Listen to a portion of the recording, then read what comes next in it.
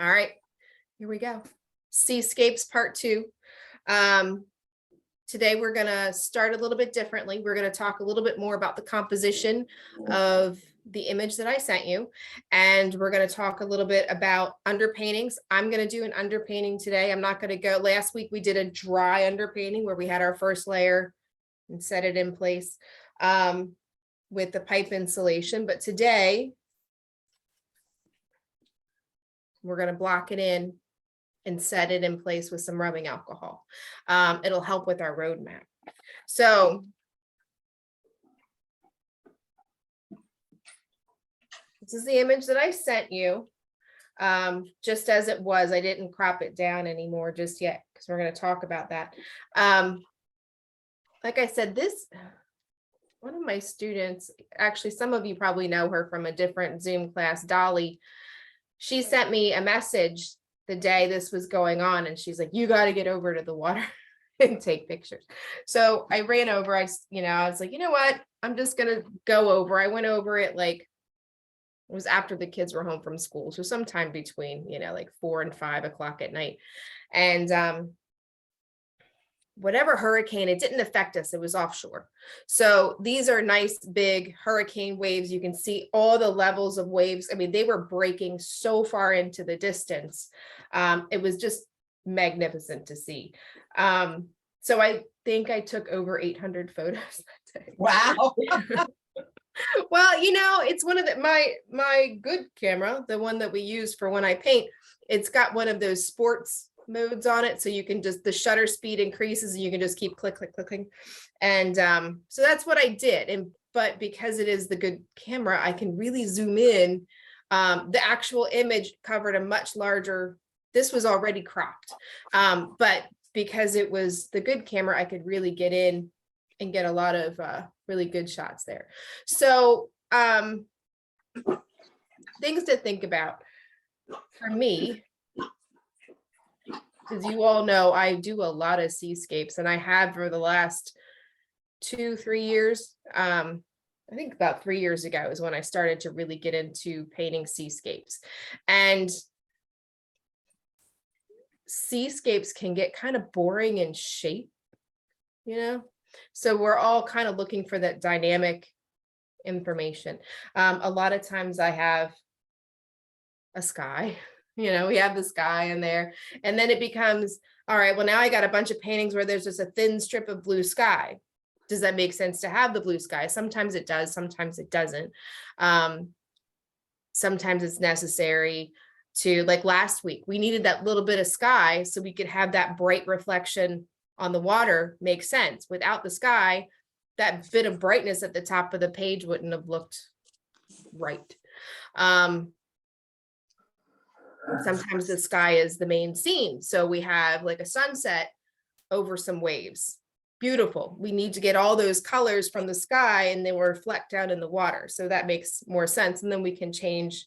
It's not necessarily just a long panoramic composition. For this one, things to consider, which I mentioned a little bit in the email. Besides the sky, there's the jetty rocks. Whether you like the rocks or not, you can include them or not include them. All of these big breaking waves in the distance, if you really start to look at it, especially on your screen, you can see the almost lyrical way it rolls and moves. And you can see the little bits of reflection and how they're pulling up and pulling back and all of this motion happening at once. So the decision is yours, tackle it or don't. For me, when I'm looking at those, today is not the day to tackle the big fat waves in the back. So I'm going to be ignoring them for today. Well, not completely ignoring them, just a little bit ignoring them based on the composition. And the reason is, for me, if I'm going to represent these giant waves, I want to work big. I want my viewer to be able to see that motion in my strokes, in my mark making. If they can't see all of that motion, it's just going to look like stripes. So if I work too small with something this dynamic, you get random just stripes up your page. That's not what I want today. I am going to be working on a cut down mounted piece of 8x10 UART. I made it that small because I had a board. I made a board of 16x20 and I cut it in fours to use it as 8x10s. But I thought that would help me stay a little more focused. I'm going to be focused on this area right here. I will not have a sky. And you'll see little hints of the back, but you're not going to see all of these waves. And the reason is I just wanted to change it up a little bit. I wanted to showcase the big wave up front versus any of the ones back there. This was one of those times, you know, the more you look, I say it all the time, the more you look, the more you see. The more times you go out to photograph your scene, the more you learn. Out of those 800 pictures, I did get a few really good ones that are usable and what I wanted to do with them. But I learned a lot that day. Well, there was a bridal party too. That was fun. I was trying to sneak pictures of the bridal party without actually, I didn't want the photographer to think I was, you know, stealing images or something and taking pictures over their shoulder. But they rolled up in this like old-fashioned car and they all got out. It was kind of neat, but I don't think I got any good pictures of them. But anyway, it just, same with painting, same with anything, meditation, yoga, working out. You just, the more you practice, the more you see, the more you feel, the more you can interpret. And no, I did not take my plein air kit out to try and capture these waves. I did just take a bazillion photos. So another thing that I have that I'm working on getting better at is thumbnail sketches, especially with Seascapes. I've seen a lot of artists do it. I know thumbnails make you better. They do, but I always get a little bit lazy on that and I don't necessarily sketch things out. So I'm working on it, forcing myself to just practice just a little bit. So this is my thumbnail sketch of what I'm focusing on. And again, like I said, it looks like an ink blot test. Some thumbnails that I have in here are make a little bit more sense. Like this one when I was plein air painting. So a little landscape with some trees and a little church, you know, so those make a little more sense. But waves, when you break it down to the lights and the darks, they don't make much sense. But sometimes you can find a pleasing pattern in the abstractness of those shapes. So that's kind of what I was going for with laying this all out. It also helps you really take a good look at the values that you have. So we had that big shadow, which I was kind of ignoring when I started to look at it, but that's a really beautiful shadow that kind of goes through there. But the shadow ties into the value of the wave that's building behind it. And they're two separate things, but they have the same value. So those are just kind of things to think about. Does anybody have any questions about the composition or what you guys are going to be doing? Anything? Okay. Based on my thumbnail, I'm going to fold. Oh, you know what?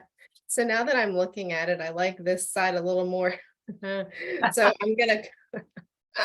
I'm gonna change it up even again. I was also looking at the way the water droplets were falling right here. I really liked that. And I thought, you know, I wanted to kind of capture that.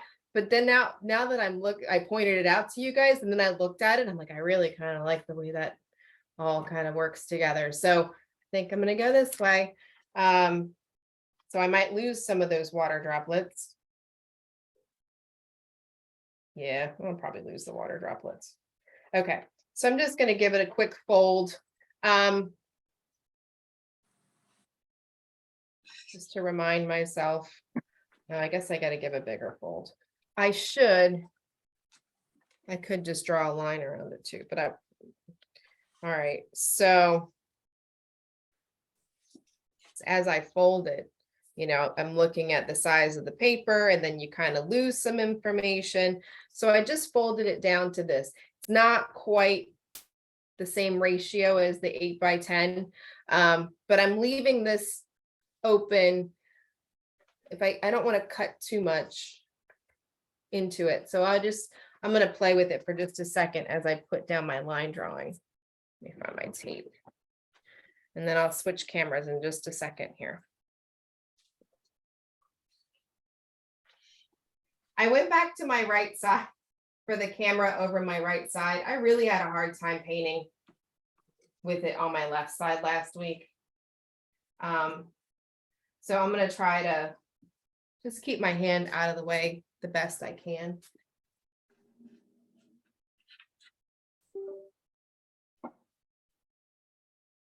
I don't want you to look for photos. Oh, it's importing photos. Hold on.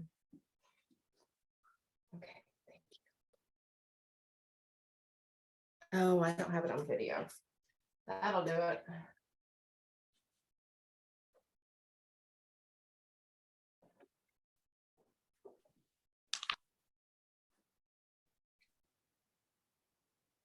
Switch.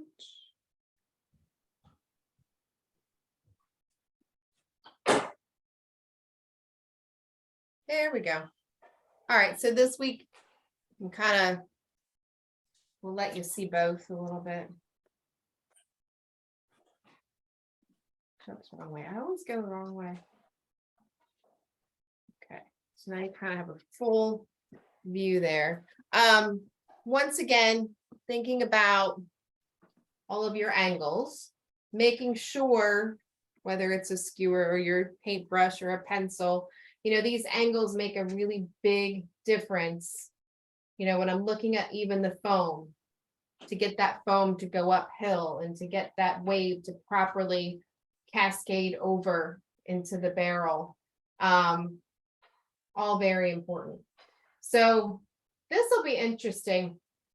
I think I have enough room to capture a little bit of how crazy this back wave is. This is one of those decisions. Do you leave it out? If you leave it out, what do you put in its place? Does it make sense for the water behind this wave to be calm? Sometimes yes, sometimes no. Sometimes when the waves are super huge, it would be a little silly for the water behind it to be so calm. Based on our beaches, based on my observations, I know other places that's just not the case. It just based on how the sand under the water goes and how the shore actually hits. Sometimes you get really big waves in one particular spot, just by the way the shoreline is shaped. But here in this situation, this could be a soul wave by itself with a little more calm behind it. So I'm going to place the big wave first, and then I'll make the decision, do I have enough room up top to make all of this motion work for me? But this is my focus, so that's what I'm going to get down first.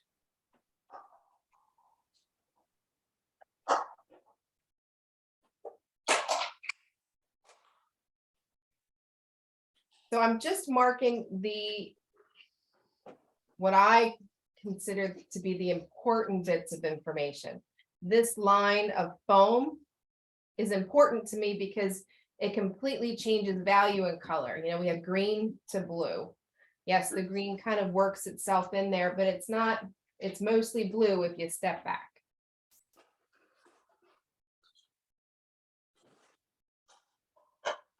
Make sure I get it to go up the hill. And then it kind of just stops right there.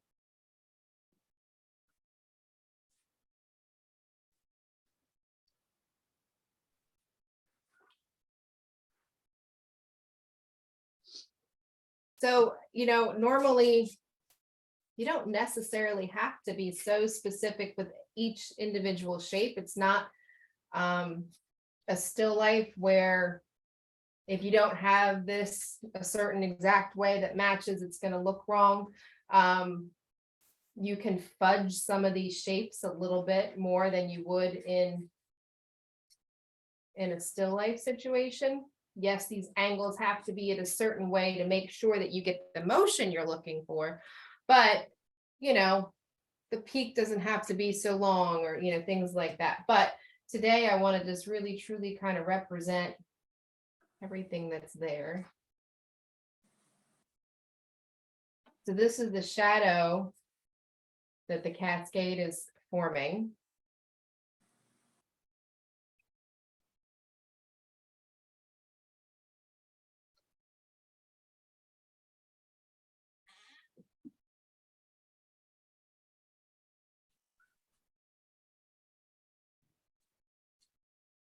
Going up just a little bit.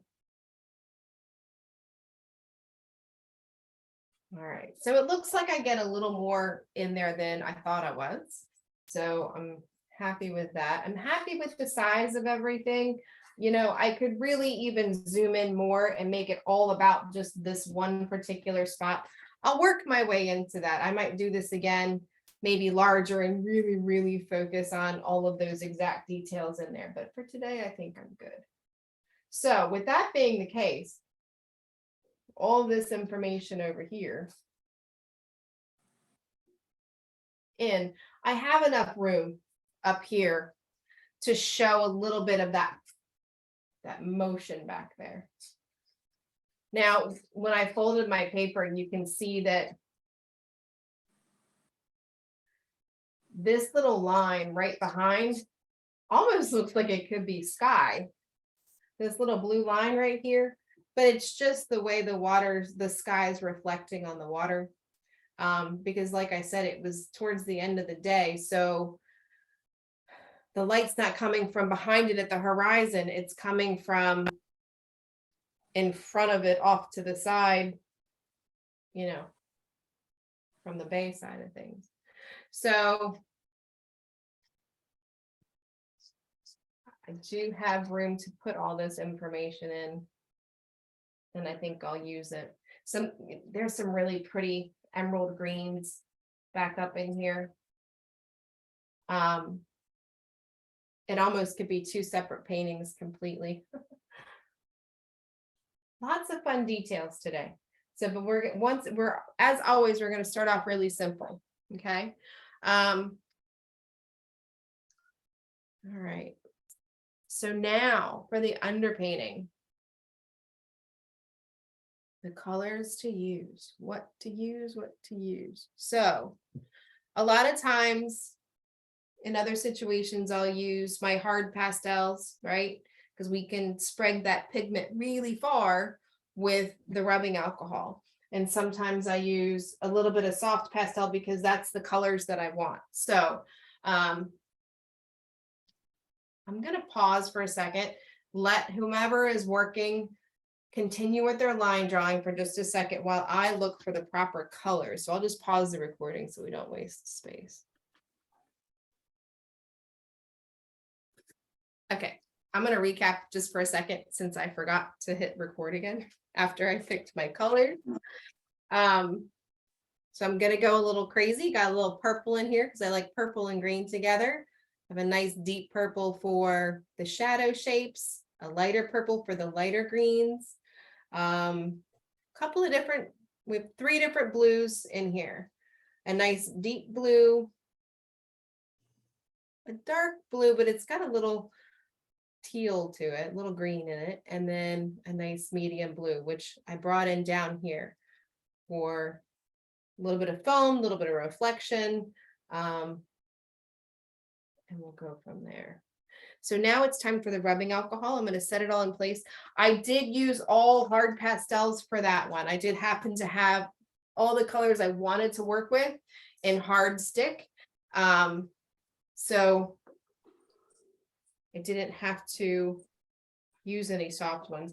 So if you do use soft ones, always remember The rubbing alcohol spreads the pigment really far. So if you're spreading the pigment with a soft one, you don't need hardly anything down for it to stay. I'm going to work with the lighter colors first because the rubbing alcohol will get muddy. So I'll start with that lighter purple. I like drips. I am not afraid of the drips. So I will let it drip because it kind of can make a cool effect here and there. If you don't like drips, hold your paintbrush up and it'll come down the ferrule and you can work like this. If you don't mind drips, you can let it come down in front of you. Just like I was saying before, if you're not sure you want to take the risk of the funky colors, it can be covered over. And the same with the drips. If you have a drip, you can stop it with a paper towel if you want, or you can let it live and you can cover it up completely. It doesn't have to show.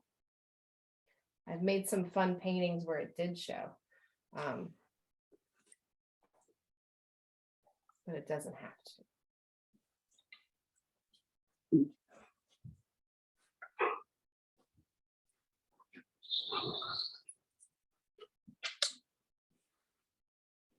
So I'm using directional strokes too. As I'm setting this in place, I'm not just wiping it around. I'm also trying to, not 100%, but I'm trying to just get some of that motion, some of that information.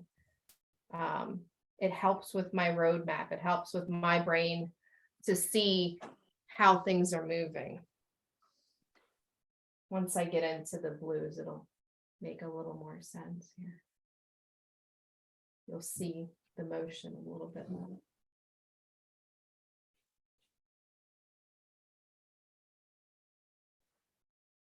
I always love doing an underpainting like this for the larger pieces because it just feels like you got so much accomplished so quickly.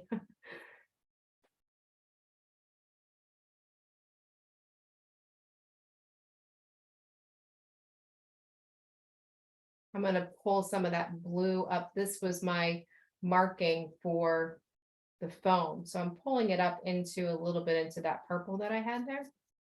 Just once again, to remind myself that that's what's happening.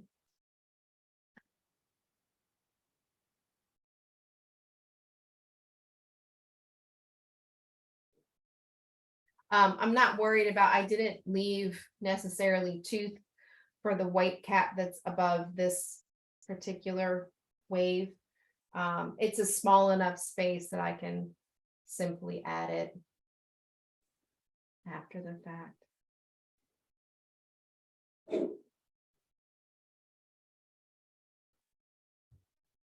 In terms of paint brushes, you can use whatever brush you don't have an attachment to. The sand will eat it up. So this one is just a cheapy, what's it called? Oh, it's a crafting brush. But you can use a stiff bristled brush. You can use the softer, I guess, watercolor / crafting brushes. I used to use a stiff bristled brush only because that's what somebody had recommended. And then I saw someone else using a soft one. And I thought, well, let me try that too. See which one I like better. I think they each have their own place, but I do like the soft one a little bit better personally. But try them both. That got a little straight. My little crashing line here, the little barrel line, that got a little straight. All right, so I have to let that dry. Standing back or just looking at it on screen, it looks like it really could be two separate paintings. It also looks like some weird mountainscape.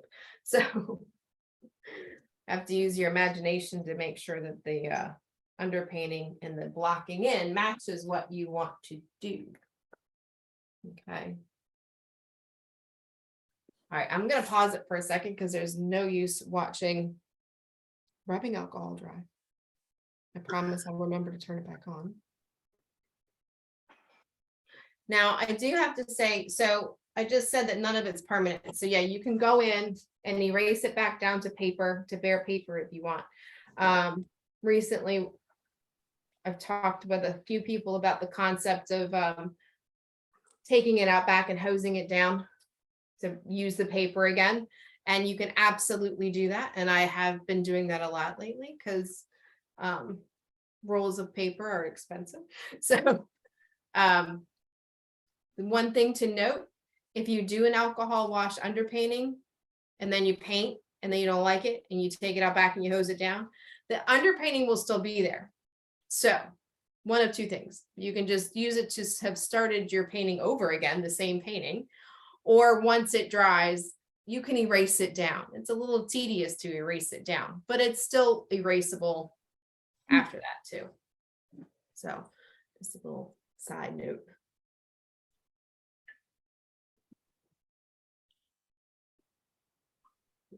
No, it's not 30. All right, how's everybody doing?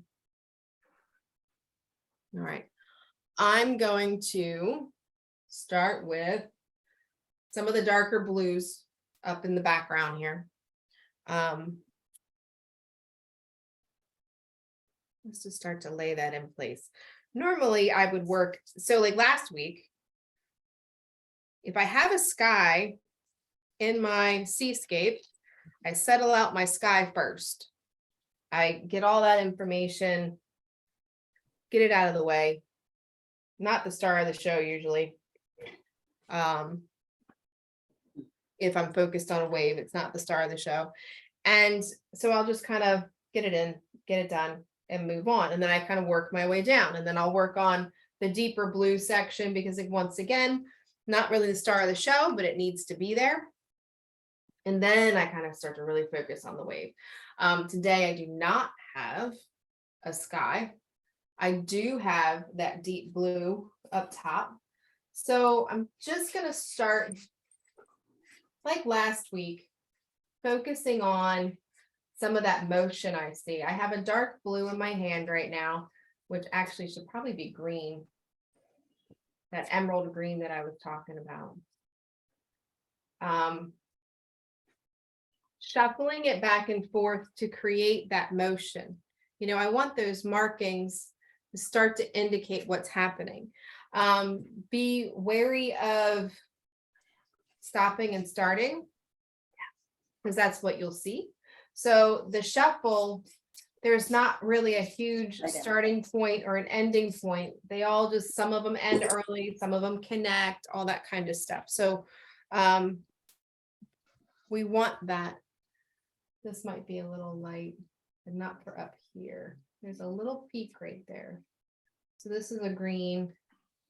You can kind of tell it's green on camera there, but I want to go a little bit deeper into the emerald side of things.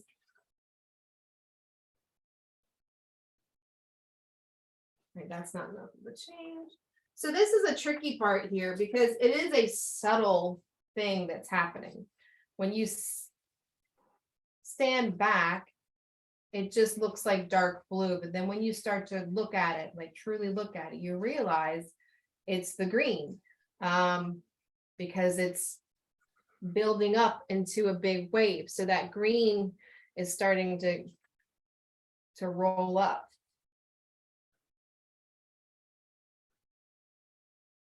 So I want to capture a little bit of it. And then when I put a lighter blue next to it, it'll show a little bit better. So lots of dark just added in there. This is a little bit much of a swoop. I need to bring that up. Doesn't have to be such a swoop. There we go. And it doesn't have to be so specific. Once again, I will be putting that bit of crash in there, but not quite yet. Okay. Need to come up in value, up in key, make it a little lighter.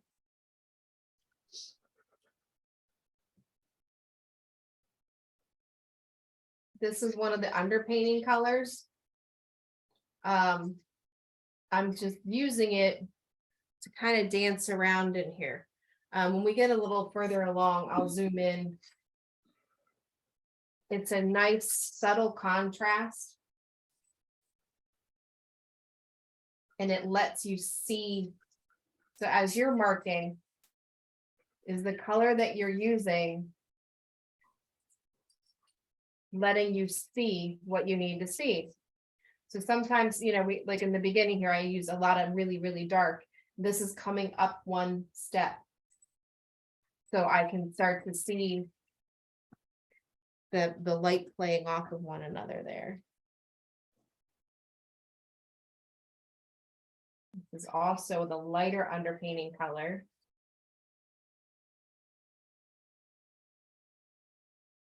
You really start to see that a little bit better. This is the color that I used up in here and down below. But now that it's on top of this darker, it looks even lighter. And it is hard. So I can use it to blend some colors together. I can use it to just gently, I can push it in and carve it in and make it work a little bit better. A little more solid line.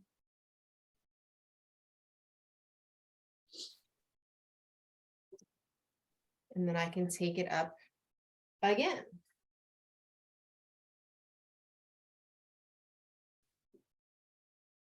So this lighter section, it's pretty darn light there. Let me get that first green back up in here a little bit.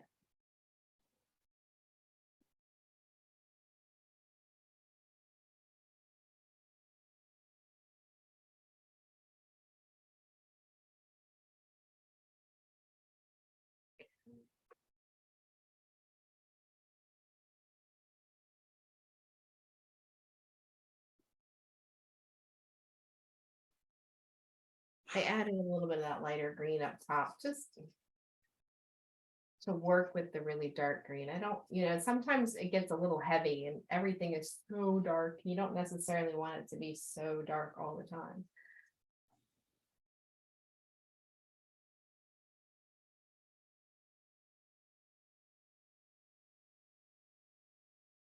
I'm gonna start to mark in some of that crash back there with the lighter blue.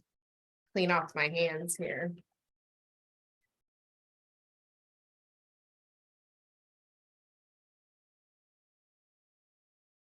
I don't really have to, I can get this little bit of crash up here in place. And then when I get to the point at the very end that we did last week, we worked on the actual spray. When I get to the spray is when I can really finish that part off. But for right now, let me take a lighter blue. I actually didn't put away any of my pastels from last week because I thought, you know, maybe they'll be pretty similar in color. So it's just a little shuffle and a pull up. I'm making sure if I touched any of that darker blue or the green, just kind of clean it off.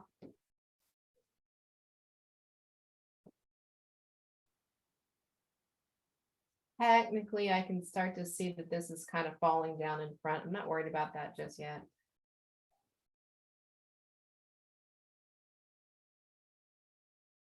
Looks like there's a little bit something happening back here. So I can just mark that in. So this is a nice, it's a light blue, but it's on the darker side of the light. So when we add that spray on top, it'll kind of pop a little bit.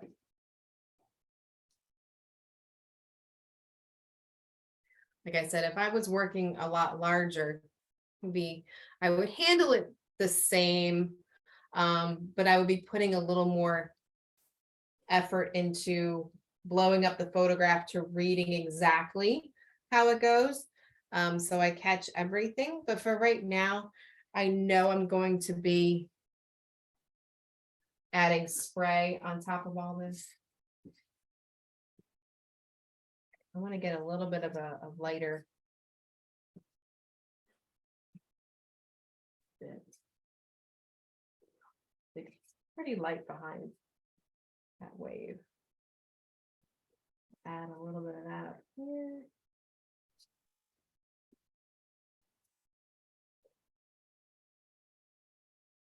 Okay. I do like this blue a lot. I'm going to add a little bit down here into some of the sections of the foam. The sky is reflecting nicely.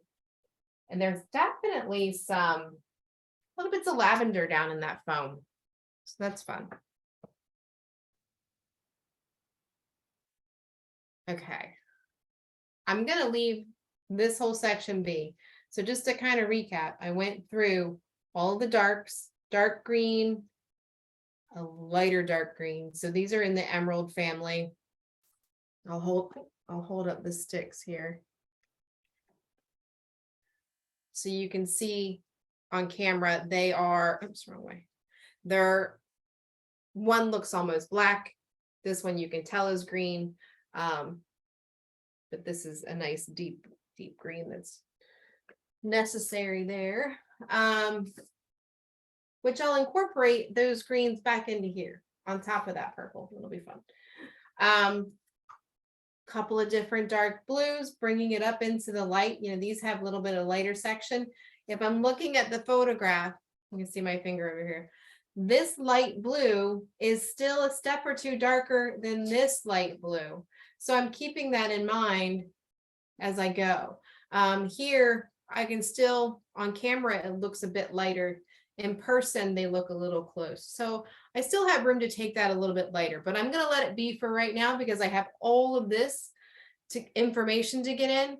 Once I start getting that information in, all of this changes. Like the way we see it changes. So I'm not going to fuss too long up here because this section here, this shadow, this cascade of water, this motion going up into, this is the star of the show for me. This is what I want my viewer to see first. So as I work on this, all of this sometimes just falls into place and I don't need to touch it again. So that's kind of how I look at that back section. Water, not the star of the show. Pretty cool though in this scenario, but usually it's a little flatter.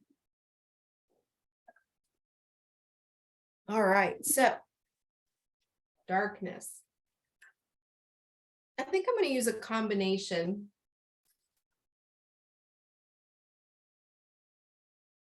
I need to pull out also a couple of different greens. If I want to stay true, this was probably about this time last year. So I said the kids were home from school. So it was probably September of last year when this picture was taken. So the greens and the blues and the water had not had time to change completely to that winter palette, you know, where they're all dulled out and grayed down into, you know, their own beautiful tones, but they were still a little bit light. So let me pull out a couple of different ones over here. A little bit of that yellowy green. Make a mark. Oh, that's pretty. Make a little mark here.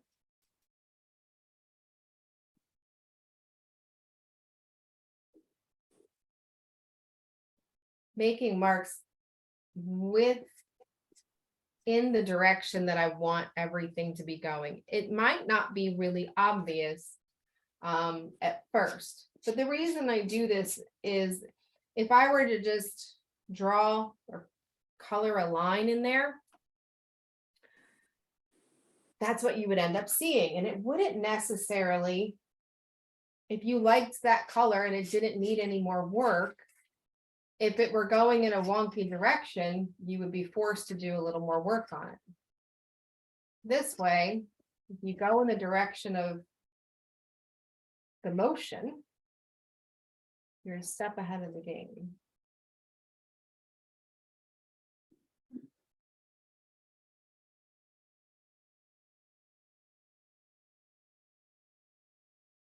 So this is a smaller space. I love the way it's kind of playing against the purple. Look at how it's reflecting against each other. That's what color theory is all about. The reactions that you get when certain colors sit next to one another. Now I lost my train of thought. I got excited.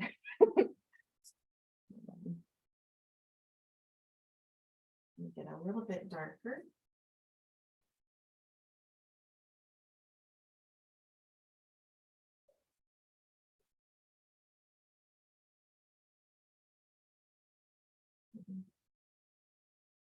I don't want to go too dark in there. I kind of like it staying in the light. That's one thing that I have to remember for myself, really, is the fact that we know this, but I forget it often, is that the camera darkens everything. It intensifies your blues. It makes everything just a little bit darker than what it is in life. So if you can certainly keep it just as dark, you can absolutely have the chance to lighten things up a little bit.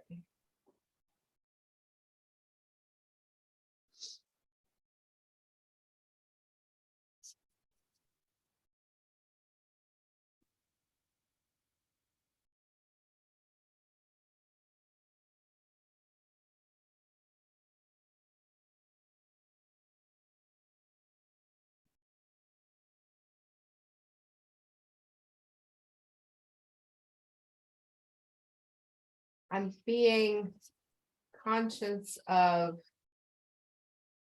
the smoothness of the water versus foam. I'm concentrating on what's below the foam first, meaning in this front section where the blue is, it's mostly foam, but you can see snippets of the smooth water underneath, which is what the green is. But then there's a little bit of green mixing with the foam, so it was a little bit gentler with that touch. Here in this deeper green, it's mostly smooth water with a little bit of foam on top.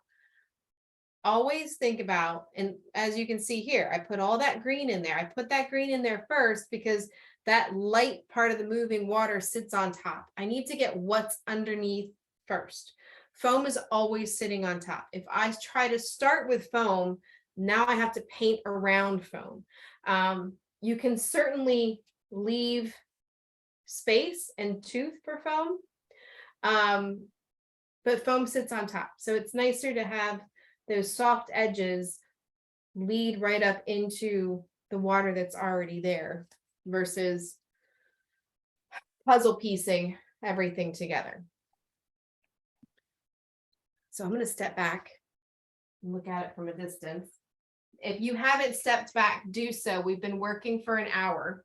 So make sure you step back and look at it from a distance and see if there's anything that stands out as wrong or where you're going next.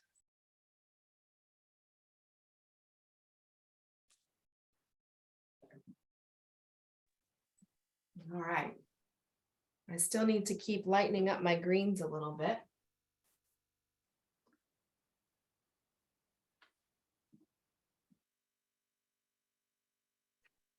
I definitely have what I think is different colors, and then you mark with them and they're like, oh, it's the exact same color that I just had in my hand.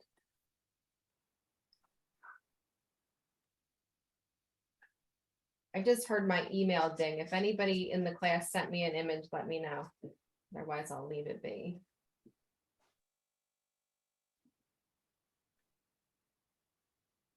Oh, it's a lot darker than you.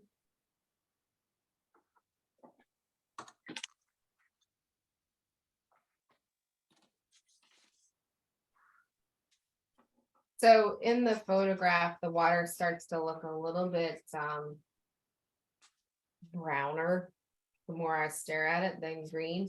I'm going to ignore that brownness for right now because I kind of like the green. I'd rather it be green and brighter than darker. Now this color green alone that I'm using in my hand right now, this would probably be a little too much by itself, but sitting on top of some of that yellowy green, it's a nice brightener. I'm going to keep that one out so I don't forget about it. All right, so let's get into those darker greens. Get into that shadow shape. I think I'm going to start with a little bit of blue. That's pretty bright. That's okay. I'm going to start with a little bit of blue underneath it, like we did up top. The foam that's in there is pretty shadowed. So again, the blue is going to be a good alternative to trying to find a weird grayish kind of color. So you can see a lot of the tooth through that. I'm being a little bit light in touch, so I don't leave too much pigment on the tooth. This way, when I layer in the green, I have a lot of room to play with. Also noticed so far, I'm not saying never say never. So far, I haven't blended anything with a finger or pipe insulation or anything. This has all been just mark making. If you are a chronic blender, give yourself a chance. Give the pastel a chance to do what it needs to do before you stick your finger on it. I'm going to add a little bit in here. Doesn't need to go too dark, but I'm assuming at some point I might blend a little bit over here, but I might not. I'm just going to let it go because it needs to be smooth, but there's this whole huge section of foam. So I do need texture there. I'm just going to wait and see.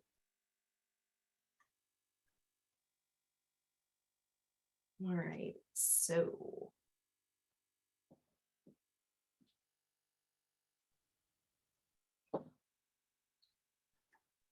That's too bright.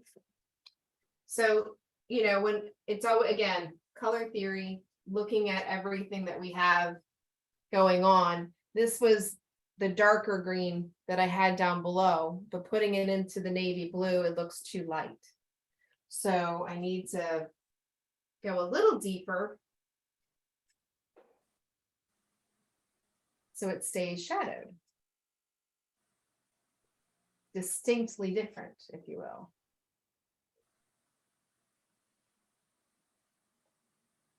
I'm not using any tip yet. I'm still staying on the side of the pastel as long as I can. It might not be the full side, but it's still a side.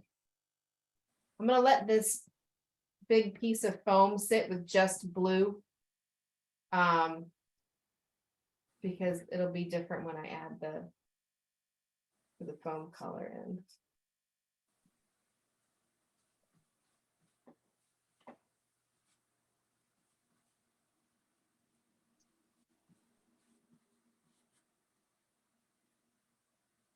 You can see some of the green peeking in from the back a little bit, from the top of the barrel as it's coming over. You can see that in there. See a little bit up in here before the water starts to fall down. Shadow.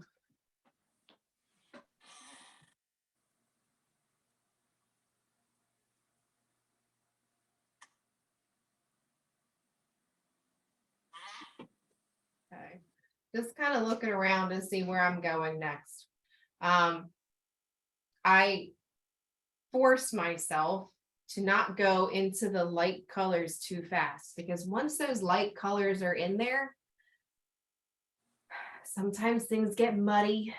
Sometimes things get, the transition from light to dark can get just a little skewed, just not quite right. So I definitely, especially in seascapes, I take my time getting to the light, getting to the lightest light. So I might work on a little bit of this shadowed slash see-through foam that's over here, and that works its way up into here. So I want to get some of those mid-tones working.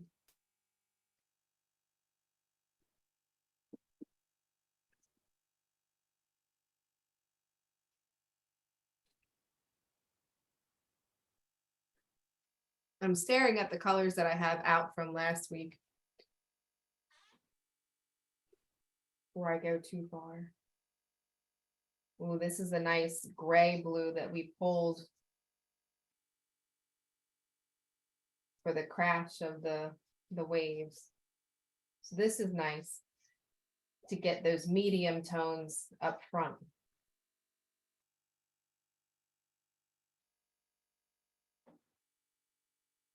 And I can even work it up into here a little bit. It's not much of a transition. So on the screen, I can see it if I look for it. I don't want to lose any of the dynamic bits that I created.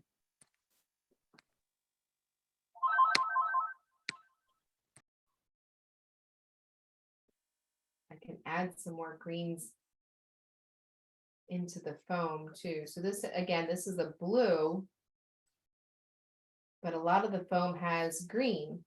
So, because it's, you can see through the foam, so it's showing green.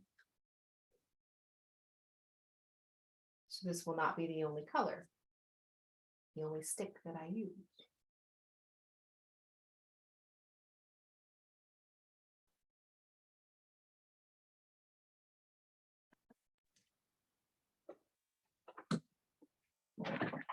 It's a little more dynamic blue. I don't want to do that yet.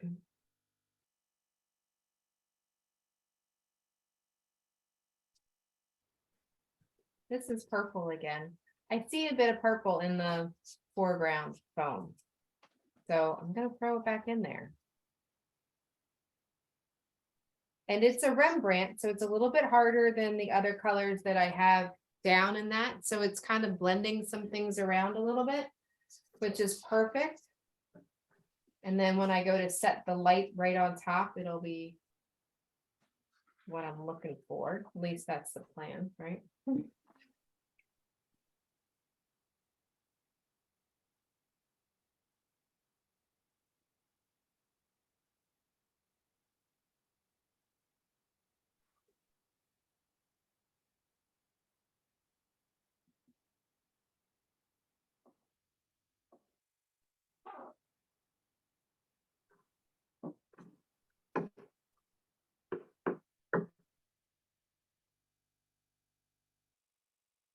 And this is kind of nice. So this is in the green family.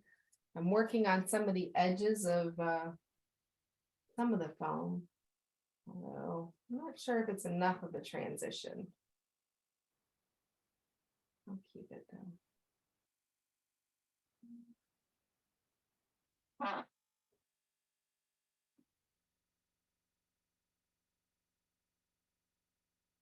So this foam that's right up underneath the edge of the cascade, it gets really tricky, right? Because we don't want it, it needs to be there, right? Based on the way the light is, it's not really standing out, but it has to be there. So this is the beginning of it.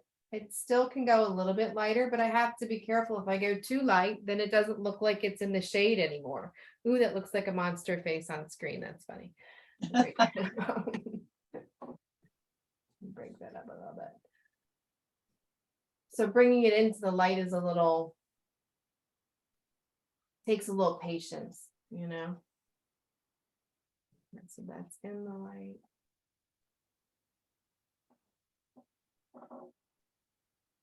But this color is also a good color to incorporate up top.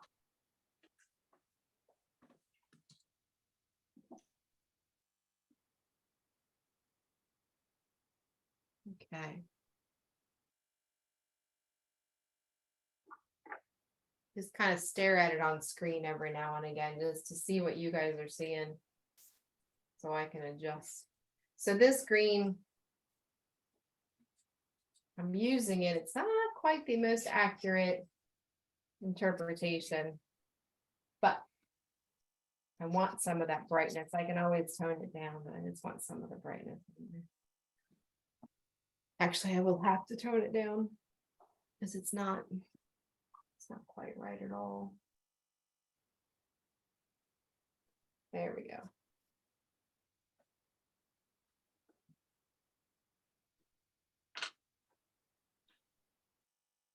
So today so far, you know, I've been really gentle with my pressure. Just so I'm keeping as much tooth for that top layer. That top layer of the lightest lights, if I don't have enough tooth, then they're just weird smeary marks, you know? So I don't want them to be totally smeary if I can avoid it. Okay, I think I'm ready to go even a little bit lighter. I might though first look at a different blue. I'm gonna add a little bit of blue.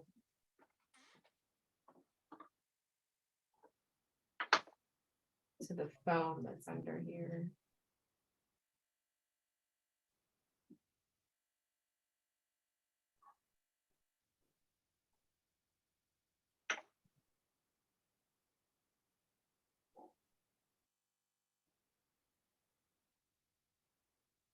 Now remember, you can always take your stiff bristle paintbrush and let's say your foam got a little too blurry. So I can just kind of tap away.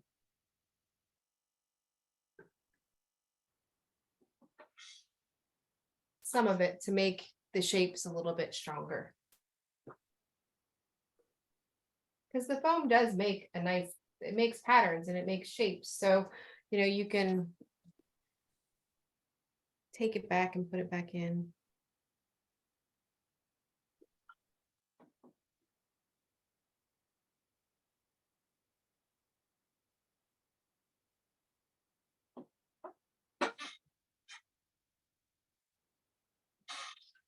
And if you have the shape right, but it just got a little too heavy, then you take your stiff bristle brush that's kind of open. Hold on, let me get closer. So it's stiff, but it's cheap. So it's frayed and it's open. And then when you take that and tap it directly on its end, it leaves you with a little bit of like air holes. It opens it up, kind of like aerating your lawn.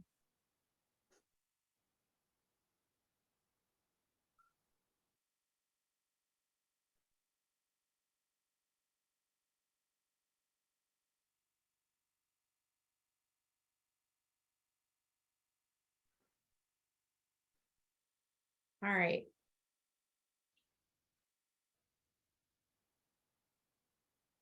How's everybody doing? You good? Well, I'm doing a very abstract painting. Good. That's fun. Are you happy with it? I'm a little confused, but I think, yeah, I think it has potential. Okay. That's fine. Right. I don't know. I better show it to you. Okay. Hold on, I'm gonna put you in spotlight too. it is abstract. I like it though. Very, what's it like, Winslow Homer? The nice motion of the waves and stuff. So you're doing the A different- majority of the composition, the majority of the photo, Yeah. right? Yeah, I didn't do, that's the first time I haven't done the sky. That's exciting. Yeah, it's, you know Yeah. what? It's like it's almost like you feel weird not doing it.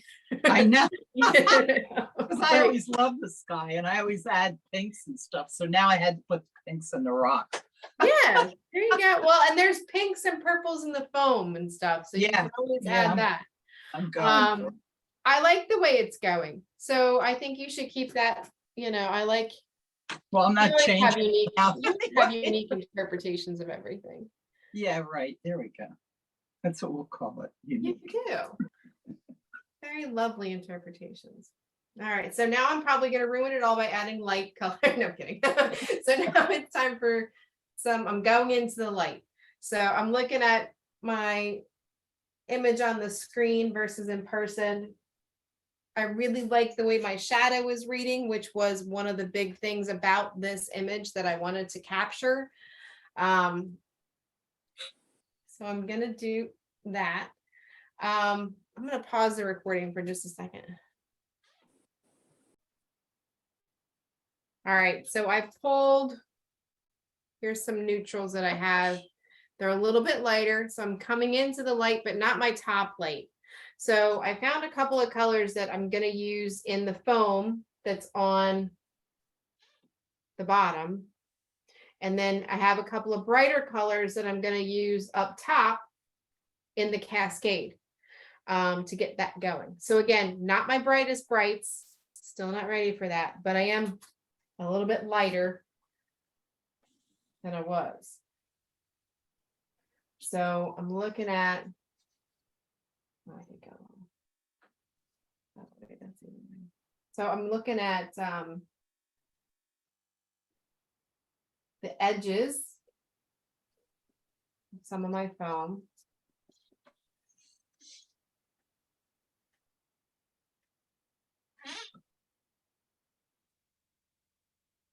And some of that shadowed foam, add it a little bit with the blue. Might be a little light what I found. I might have to go even darker, but now I know where I pulled those from. Did one of you just text me? I just beeped before I dig it out.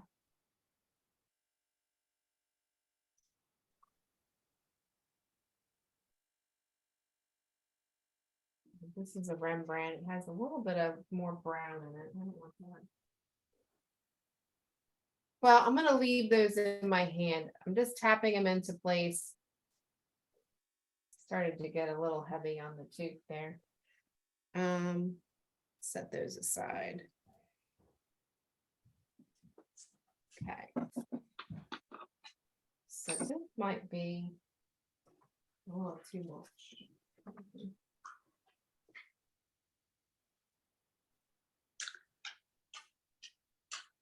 Back to testing again. I decided I wasn't quite sure.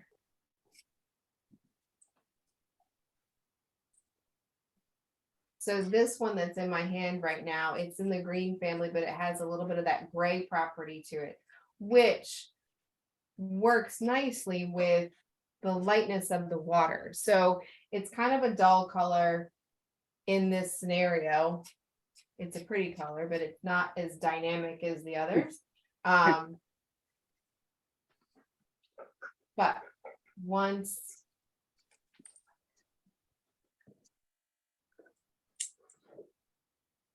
it has the light on top of it, I think it'll work nicely.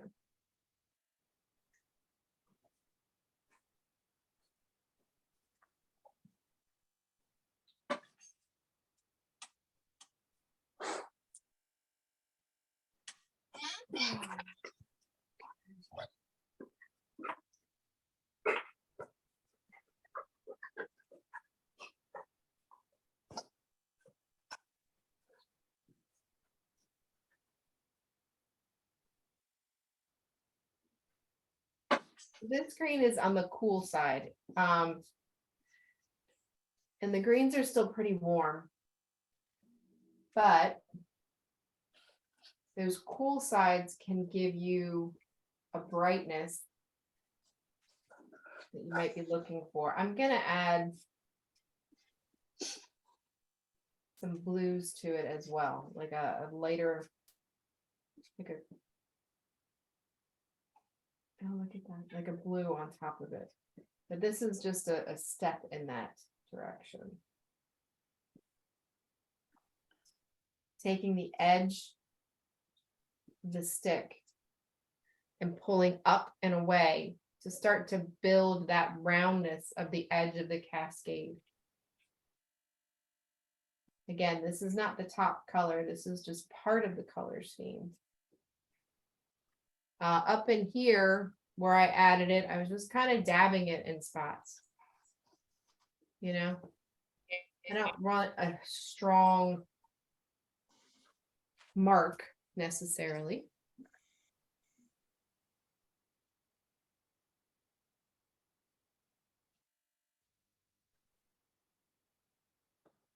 So this is in the nice blue-green family. Might not be as light. It's still not as the top light, but when you put it next to certain things, it's really bright. And I can kind of see it working its way back here. I see it taking that cool green and turning it into what I want. So I'm just gently touched it on top of that cool green, and it's giving me a nice little pattern, like it is dynamic water moving. So, you know, in this scenario, when we're working on the cascade and the crash as it's coming over, we have to think about different ways to capture that motion. It can't just be the same mark of putting color on paper, right? So whether you take the time to individually kind of push it into place, or you're making the streaks of color as it comes down, you have to make those decisions. You know, what am I painting right now? I'm painting this crash kind of emotion. So I can just gently dance it across the paper, leaving some of the color to shine through, blending with some of the other colors that are there.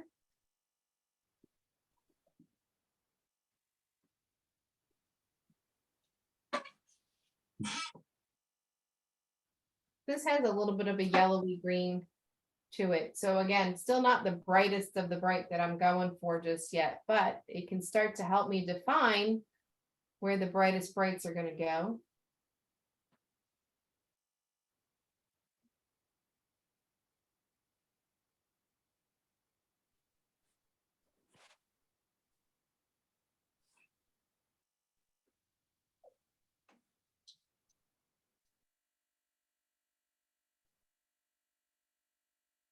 Very gentle, very gently dragging. This is where saving my tooth has come in handy.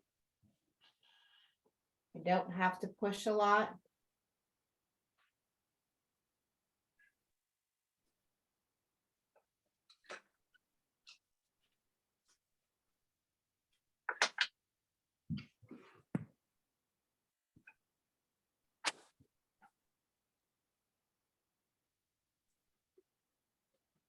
Just tapping and pushing some pigment down.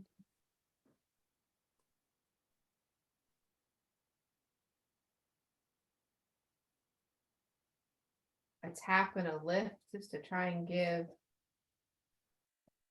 a little bit of motion, but not too harsh of emotion.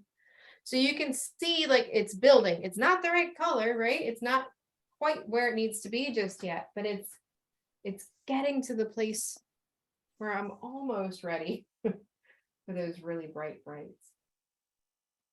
So this is a nice light blue.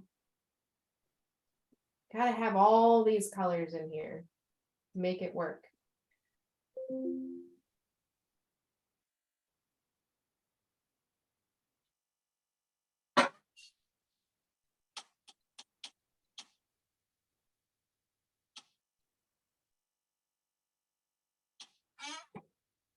Okay. Let me see here.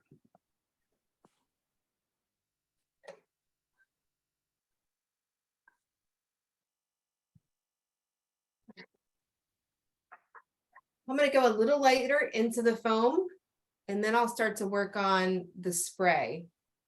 Working an 8x10, I'm working a little faster today. So if you guys need me to slow down, let me know.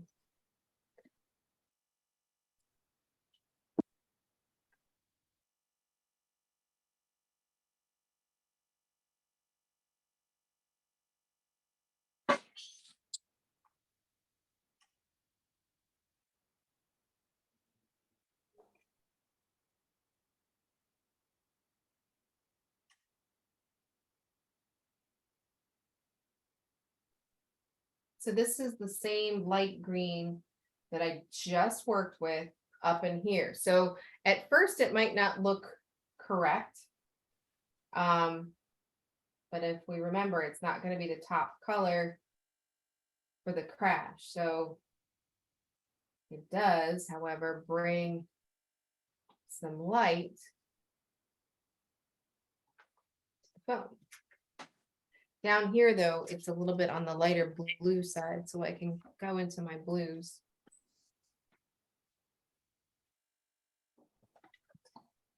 So again, don't let your brain trick you into putting what you think should be there. So take a look around before you decide what the top color of your foam is and see how it relates to the brightest spot on your image. So the highest key, the highest, brightest part of my value scale on this wave is this little section, these two pieces right here, this little bit of crash as it's coming down, and this big bundle of crash. If I look at the foam off to the side, it's just a step darker. So it doesn't have to, you don't want it to compete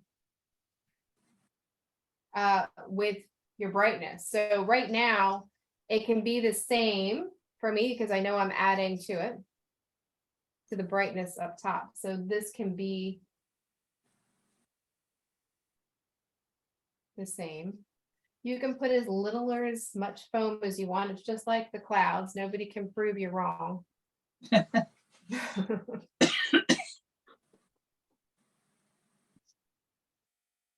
That blue is reading a little too light for me, so I can come back with another blue on top of it just to settle it down a little bit.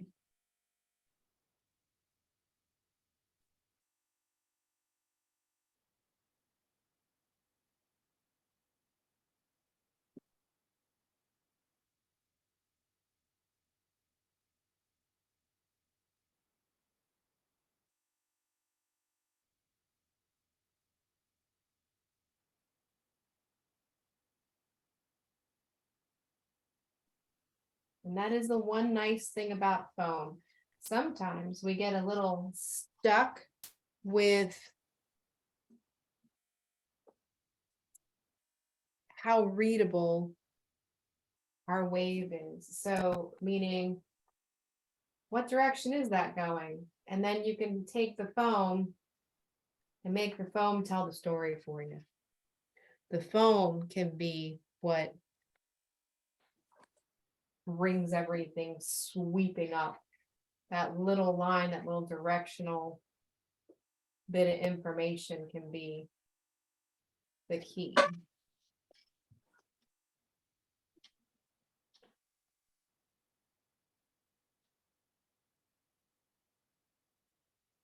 Got a little carried away and lost some of my shadow. Let's put that back in. And especially now that we've been working for a little while, don't forget to step away a lot more often than you do in the beginning. Now's the time to really step away and see what's happening, because the little moves count a lot more than they used to.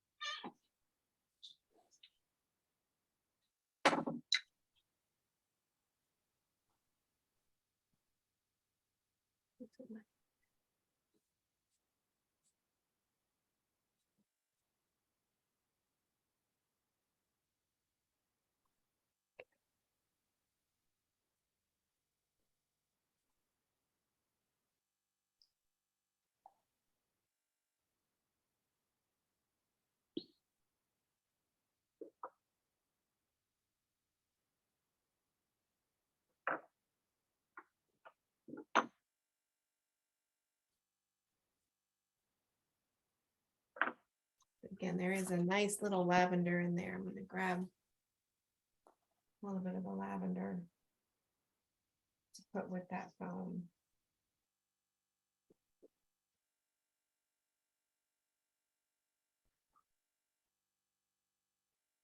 It doesn't have to be something, you know, when I say lavender and I say pink and I say all those pretty colors, it doesn't have to be so in your face. It can be such a gentle suggestion of purples and pinks and blues. It doesn't have to be, you know, all dramatic. It can be though, because that's fun, but it doesn't have to be.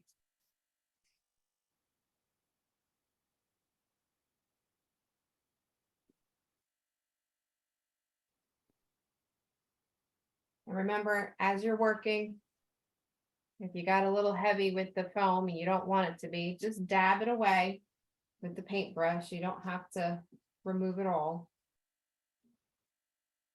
Really is much more green over here. Much more yellowy green. It goes up under.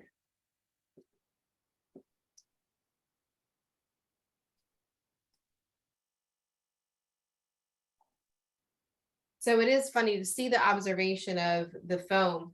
Right here, it's that yellowy green, and over here, it's totally blue with a little bit of lavender. And this is a little bit of dark green, but with lavender. So, and there's so many colors in foam. That's why our brain has to get taken out of it. We have to let ourselves just simply observe what is versus what we think it is. You know, we think of foam and we think of white. We think of just white little bubbles hanging out. And that's kind of what they are, but you can see through the bubbles. And those, all that see-through makes a big difference as to what you actually see. All right. What did I want to do? I wanted to redefine some of the green that I see. I'm sharpening up a little bit of that green that I see poking through, adding to it just for fun.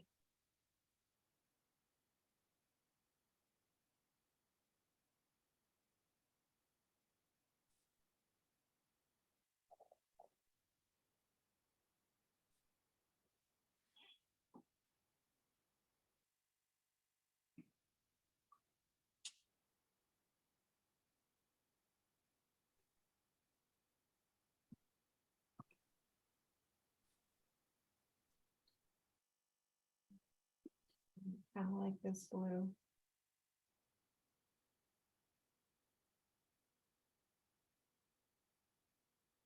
Soften some things up a little bit.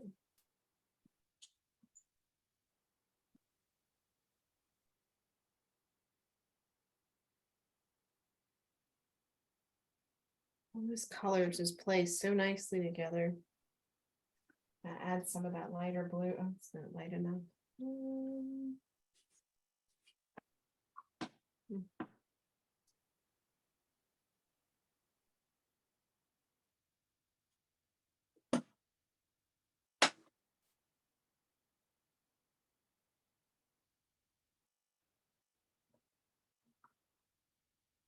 I'm going to take that up just one little notch here, just to get that little puff. You know, and again, if the foam is bugging you, you know, just concentrate on one or two of the shapes that you like the best, or if you needed it for directional markings, and then just let the rest go. It doesn't have to all be there. Actually, I think I'm trying to squeeze too much into a space. Actually, that goes into lavender.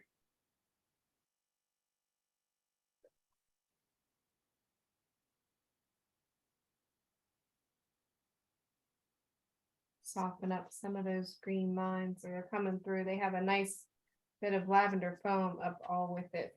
And just kind of soften that out a little bit. Okay. Next. All right, next thing. I'm gonna work on, so I've got out my charcoal pencil, my white charcoal pencil.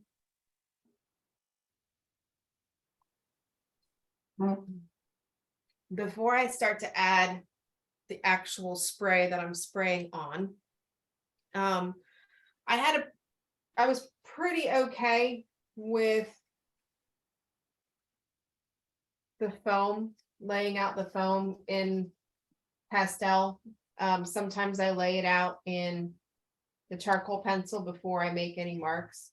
Sometimes it, so that's always one way, to think about it. I can add a little bit more in there. But before I do any kind of spray, I want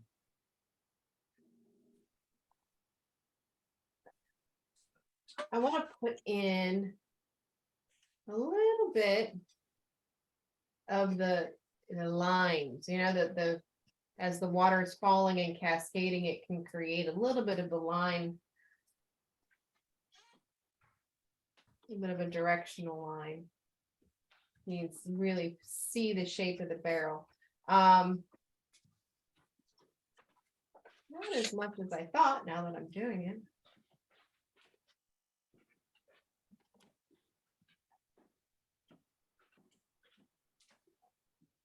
Certainly helps. And again, the charcoal pencil doesn't make this big bright white line.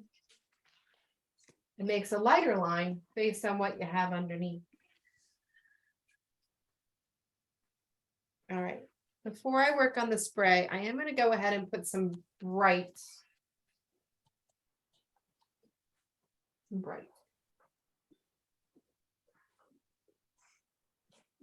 Now I can use the pastel to kind of make a little bit of a spray. So if I, yes, the water droplets look really cool when you spray them on, but you don't always need that. So you could really just keep working. If I just set my pastel down, give it a little shake and a flick up, cleaning off in between, you get a little bit of a spray. It's more of a subtle spray. But if you're working small, like back here, I'm working a little small, you won't necessarily see all these water droplets in light, but you'll see a spray, a grouping of a spray. This is where the light-handedness on the tooth comes in handy. You just kind of work on that. Looks a little mushy on screen, so definitely more work to do in that section. Let me get some more information put in down here.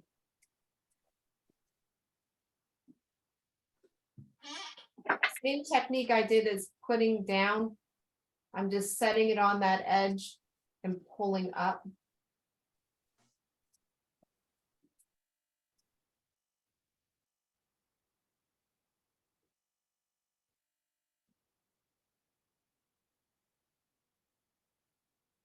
Pulling along with some of those lines as needed, just adding some more information.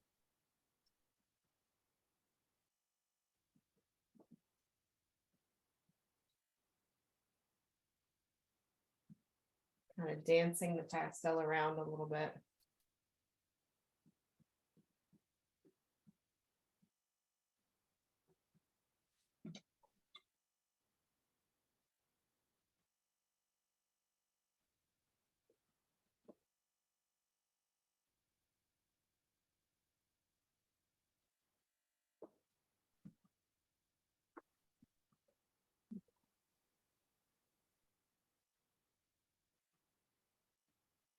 It's a little bit of gray in it. It's not quite white. Okay.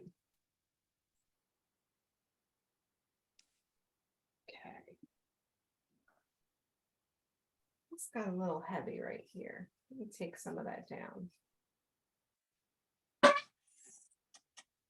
Sometimes it's fun to get a little carried away with all the light.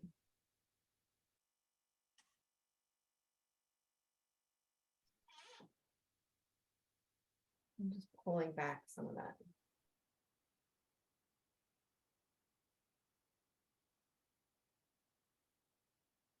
Just a little bit. Okay.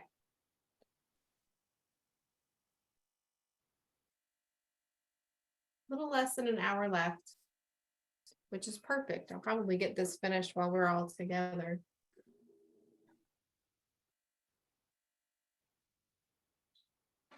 Break that up a little bit.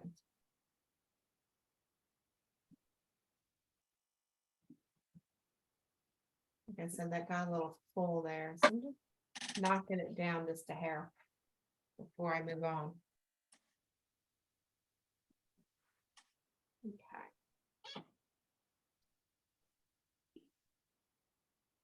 All right, time to make my mixture, which I still have last week's cup handy.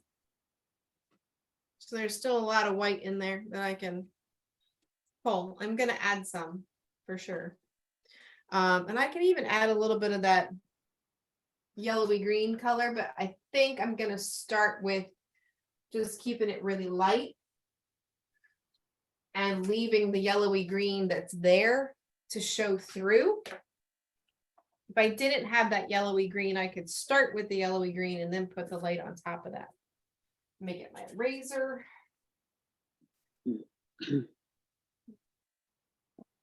So do you ever feel like you have enough colors? No, never, never, never. I was afraid it was going to be like that.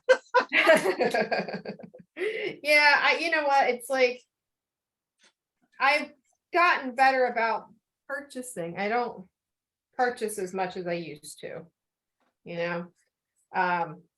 Trust me, when those emails come through that Terry Ludwig's having a sale, it takes a lot to not buy more. But when I started doing the really, really big Seascapes that are up at Perkins right now, I did invest in like the big fat ones. You know, they're like Terry Ludwig. No, these are Unison. I got them from Dakota.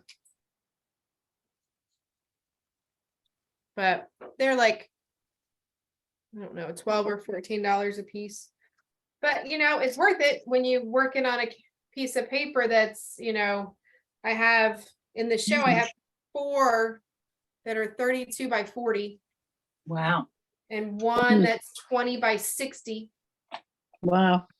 And another one that's 20 by 40 plus, you know, 22 by 28s. There's a couple of those, and there's a couple of 18 by 24s, and they're all seascapes of some sort. You know, there's a couple of sunset ones, and there's a couple of a little different color scheme, but you know, for the most part, similar color scheme. One is a big wave from this day.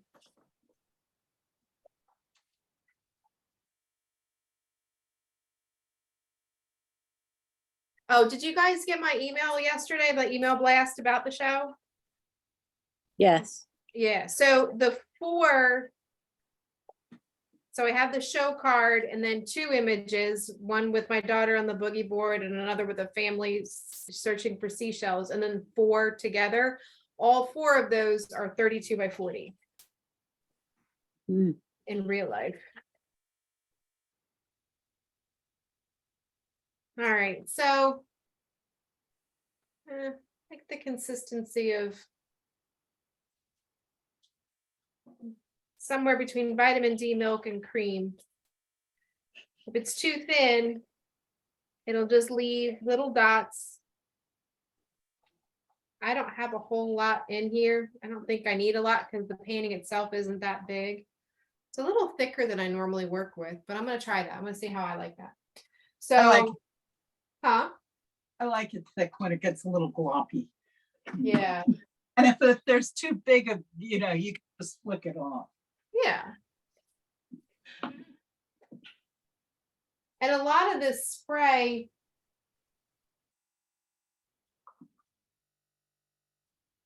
there's so much like wind. There's a lot of spray all over. So, you know, I'm just trying to plan out my spray a little bit better, because if I'm looking at the image, all of this, there's just a fine mist, a fine spray in front of all of this. So I have to make that decision. Do I want to represent all of that spray? Does it help me in my painting, or does it make it look worse? You know, sometimes interpreting an image isn't quite as easy.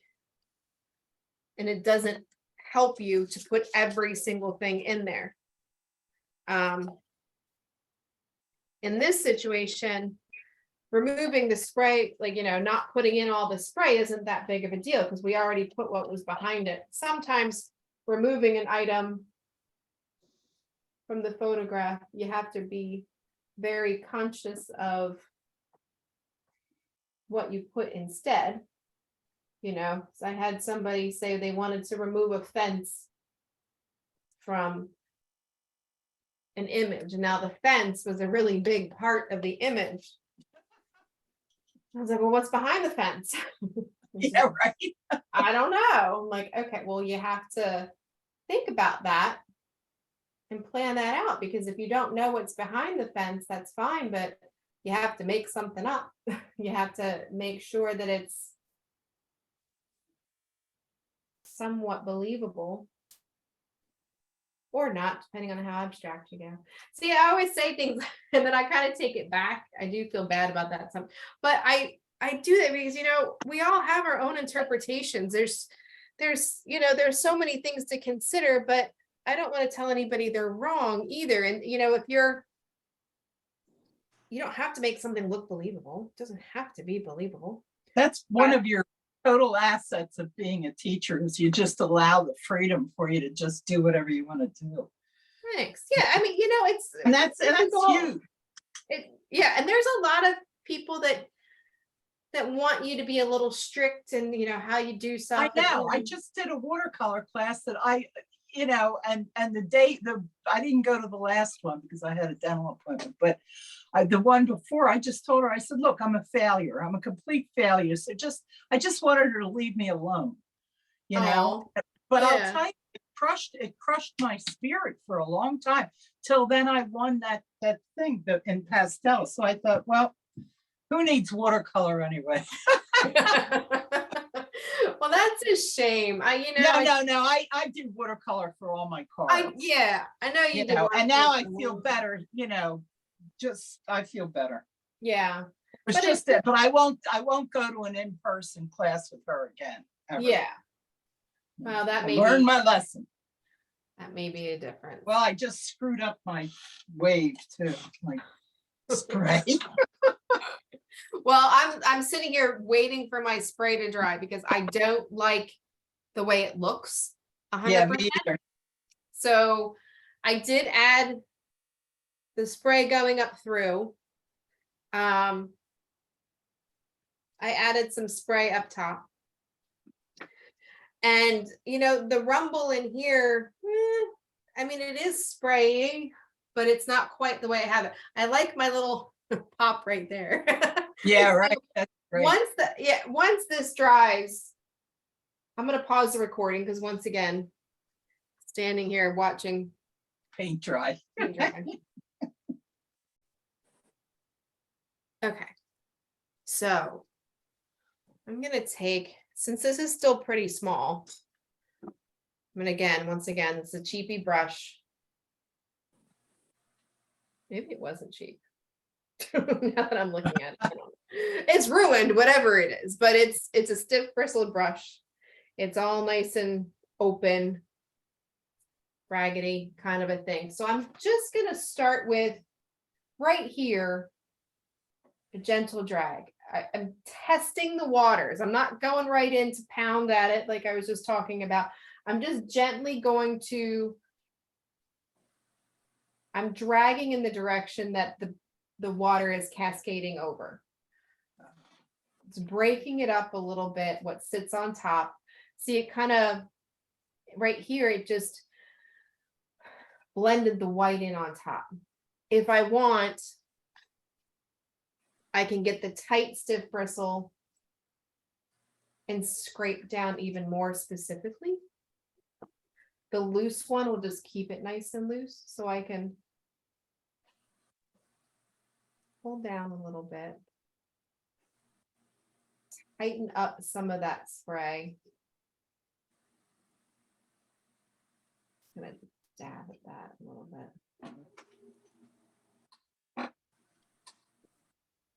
I'm just dabbing at the crash because I know I have colors under there that I like. Right? So I'm starting to like that. It's starting to come. So up here,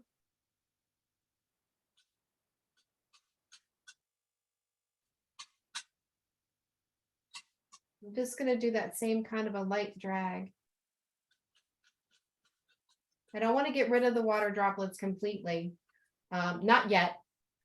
I haven't decided to completely banish them. But if it breaks it up, it can make it look a little finer. Now, yeah, I mean, that looks a little finer on screen. In person, still on the fence.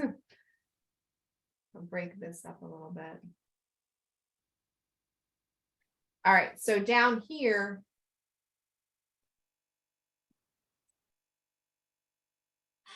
oh, hold on. Get down, pick up that. Okay, so you can take your fingernail and kind of scrape away at some of them.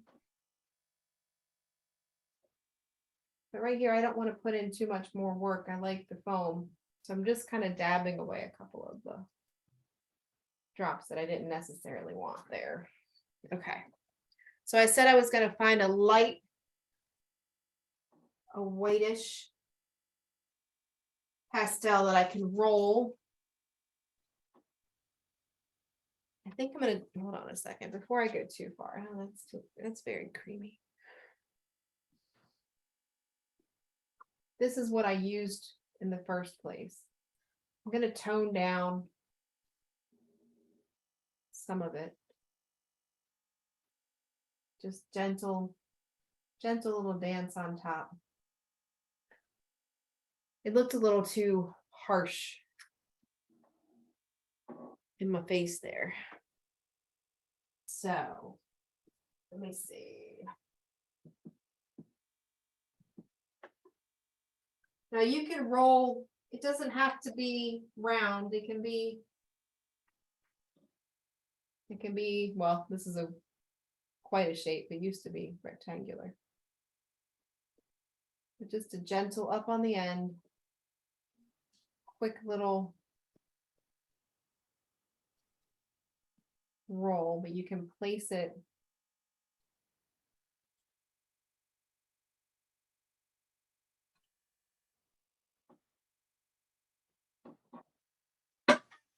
I don't want to go too crazy with it because then it looks silly.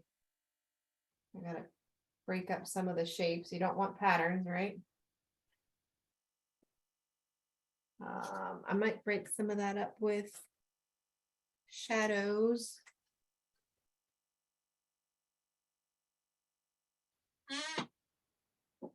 See, this is what happens when we have all kinds of time. When I work smaller, I put in all these extra details that you guys never really get to see. We should work smaller more often.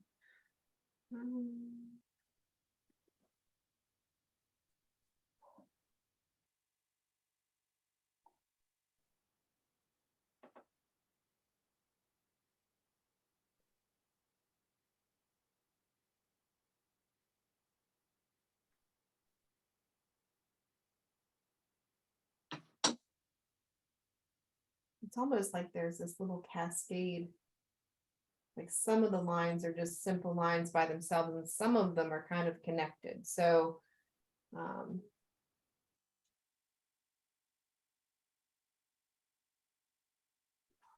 trying to interpret all this, although I realize I made this little cascade very straight and it kind of opens up or it comes down a little bit, but I'm not worried about that. Completely changing that direction doesn't change the feel of the painting, so it doesn't have to completely go down like the photo.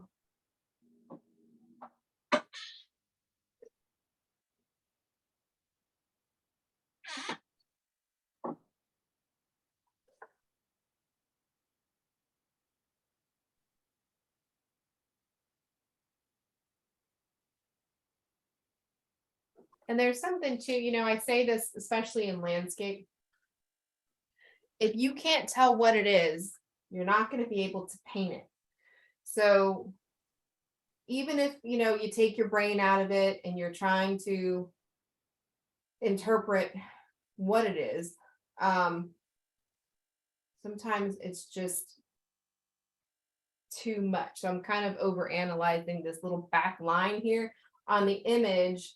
There's so much spray in front of it, but it looks like there's a little bit of a line before it cascades down. So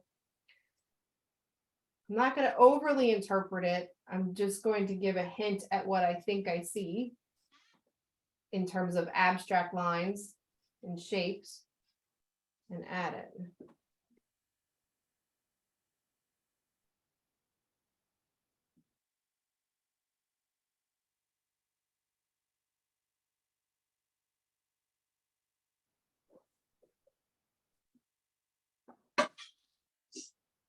Pop back in some of the greens that got a little dull.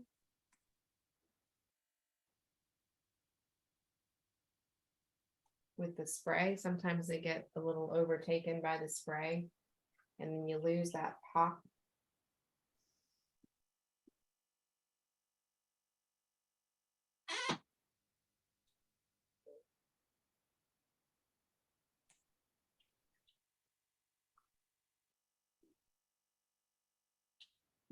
So now everything is starting to fill up. The tooth is starting to fill up, and then that can get a little aggravating. So if you end up having what's happening to me, which is you have little pockets that leaves little piles, you know, just be very, sometimes it leaves the pile on the pastel, sometimes it leaves a pile on your paper. If it leaves a pile on the paper, just take your finger and dab it, a clean finger and dab it, and it'll pull it away.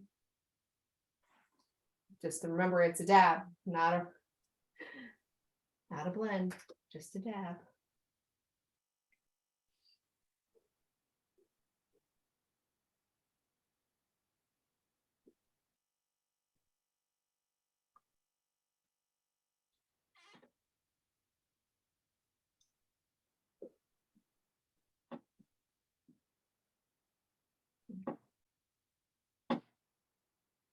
So in my painting, like I said, I stayed towards the green. You look at the photograph, it's a little more towards the brown side of the green. But I don't want it to be the brown side of the green.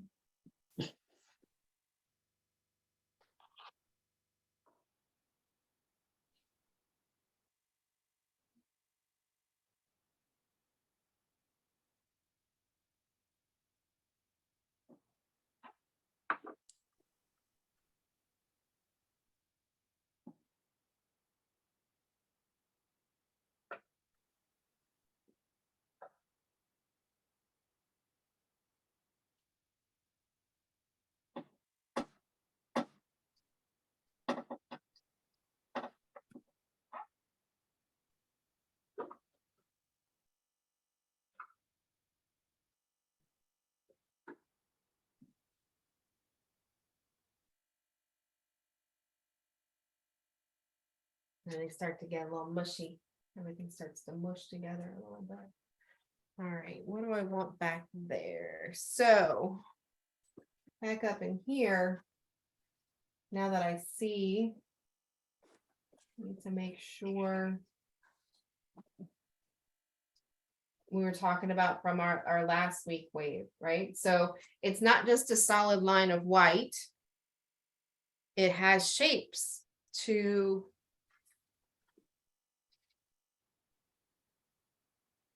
the crash. There's light and dark and medium tones as it piles up and goes. So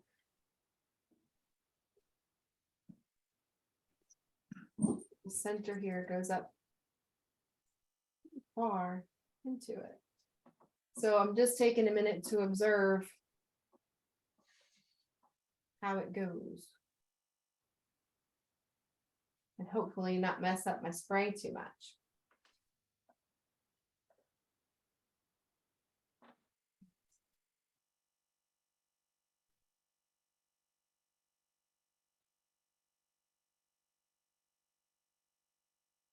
A little bit of that green back up in there.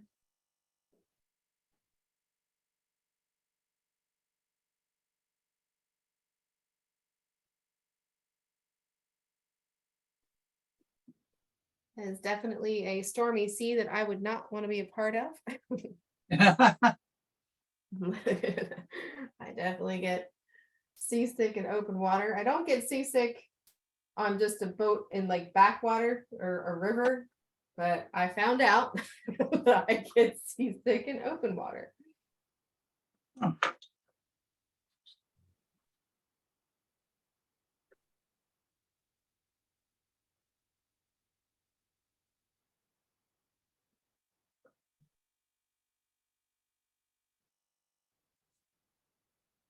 So I can kind of work with the spray that's already there.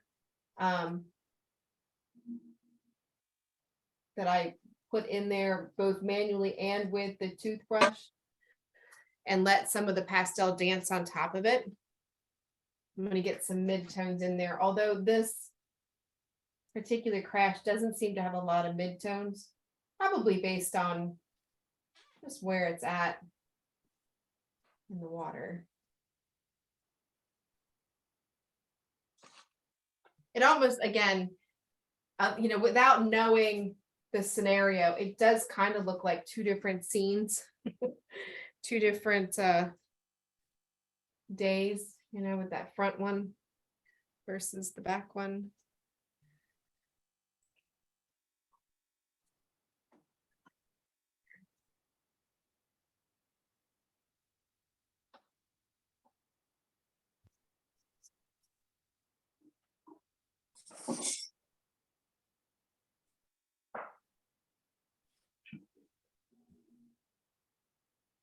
Ooh, my son here.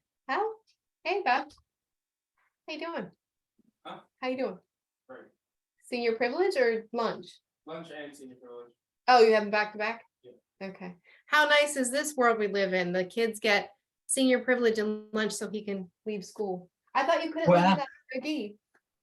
I talked to the guy and he's like, as long as you show the person at attendance your schedule, you're good. Okay. I'm teaching a Zoom class. Say hi. Hello.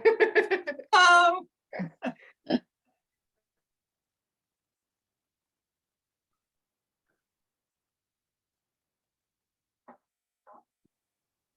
Yeah, we used to have to sneak out to get out of school.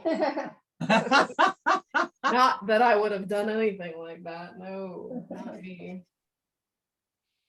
I went to Catholic school, so we had, I went to an all-girls high school, and I never wanted to pay for parking, so I parked out on the street, and, ooh, that's too bright there. So I would, it was at the top of a hill, so if you went the other way, nobody ever saw you. So I would sneak out the side door at lunchtime, go down to the bottom of the hill, and they had rallies, which is, I don't know if you guys have rallies. I know we have checkers. same kind of thing. It's just like, it was like you could get $1 cheeseburger and $1 fry. We'd load up my car, run down the hill, scarf down the food and get back inside before the nuns saw. Which was amazing because again, we didn't have cameras everywhere. Doors weren't locked. You could sneak in and out of side doors. But you had nuns. They had. We they had nuns. Yeah. Eyes in the backs of their heads. They, yep, they got nothing else to do but torture us. Right? And we had the convent was next door. But threatening to send you there. All right, let me see over here. I want to break this up just a touch. I got a little heavy on the foam action over here. I can break that up.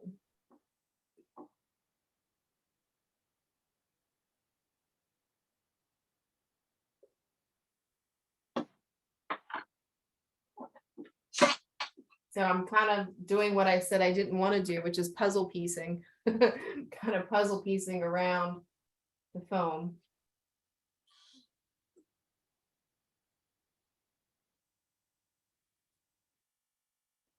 And this is what makes it a little bit difficult to puzzle piece is the patterns in the foam are a little rougher and the water underneath is smooth. So if I'm trying to tuck in this green right next to the foam, now the green has a weird pattern to it because it's not that smooth water that's running underneath. I'm trying to just put it in there. So now I have to go back and update the edge of the foam. So it's much easier to do it right the first time. If you're able. If you're able, That's the hook. right? So this becomes a little tedious, and that's okay. All right, so I'm going to leave that be. All right, I'm going to step back and look.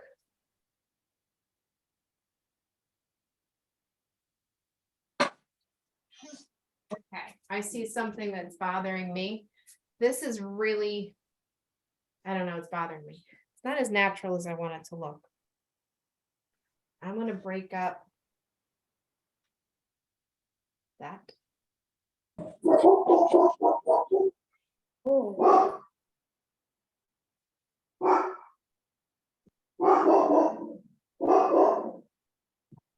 No, no, no, you're good. Sorry.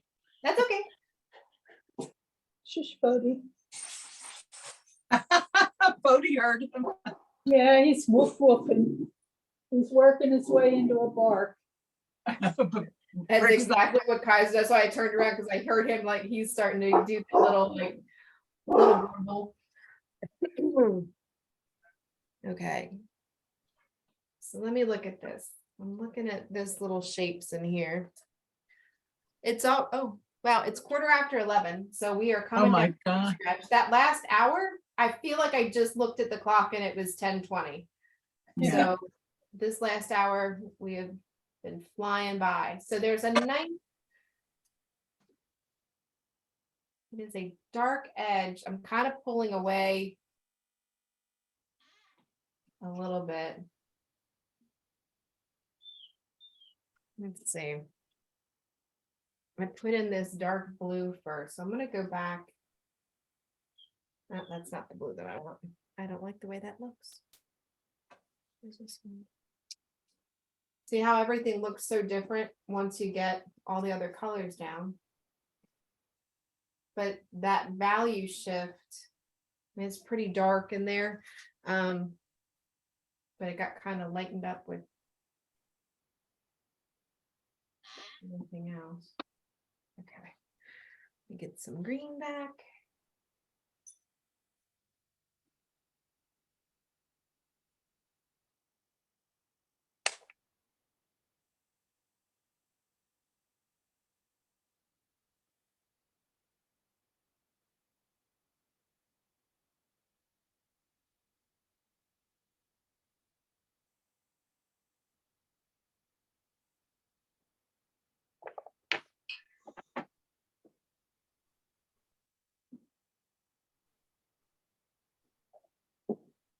Does anybody have any questions as we're rounding out the end here?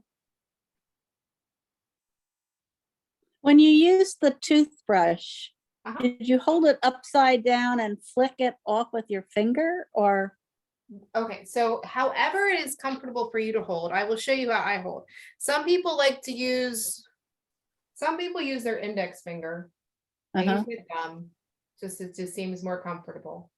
All right, so whichever direction you're facing, so you can rotate it.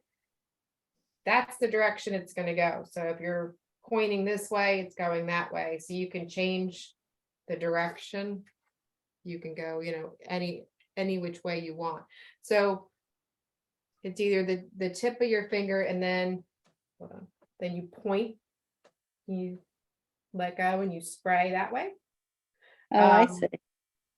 The thing is, when you spray, the closer you are, the more control you have.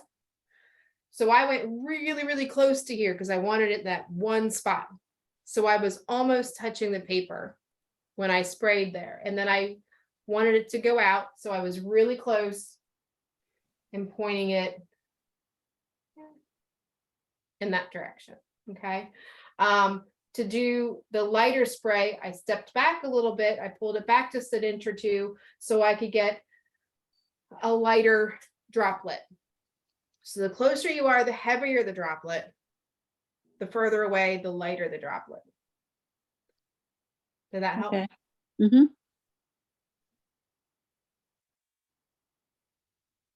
So I'm gonna just do a couple more things here and then I have to step away because I'm gonna start overworking.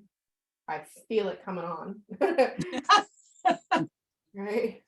Did you use hard pastel when you went over the underpainting or in the A beginning? little bit. Yeah, a little bit because I like the colors. So it had, Uh-huh. it wasn't necessarily because it was a hard pastel or a soft pastel. It was just, those were some of the colors that I used in the beginning for the underpainting. And I just wanted to reincorporate it in a stronger way. So it was just the color.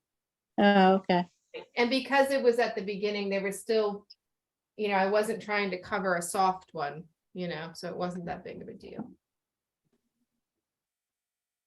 So I'm going to call this done for right now until I step back and look at it. This is a little sloppy. I might tighten that up a little bit or pull away. I don't think it needs so many droplets, maybe.